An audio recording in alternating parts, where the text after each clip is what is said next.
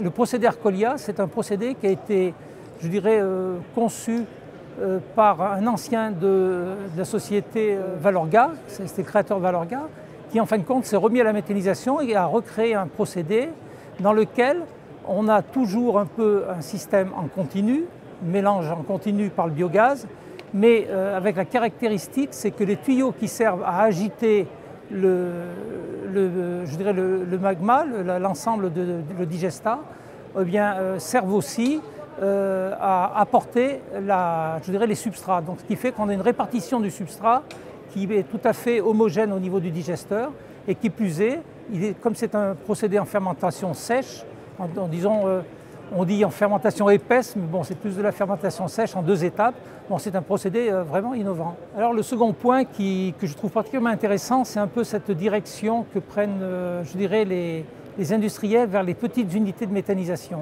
On a vu ce matin qu'il y avait des industriels qui se sont mis à faire des petites unités pour répondre à des petites sources de pollution. Le problème, en fin de compte, il n'est pas tellement technique, il est plus économique, c'est-à-dire qu'il faut adapter l'investissement, je dirais, au marché. Et on sait très bien que plus c'est petit, plus c'est cher. Donc là, il y a vraiment un challenge. Et disons, il y a beaucoup des innovations, il y a surtout des domaines dans lesquels on cherche aussi des innovations, et notamment dans tout ce qui est la commande des digesteurs. C'est-à-dire qu'en fin de compte, beaucoup de gens, d'automaticiens, de biologistes se pensent sur le sujet parce qu'il faut essayer de faire en sorte que les digesteurs soient gérés de manière optimale et de manière la plus automatique possible.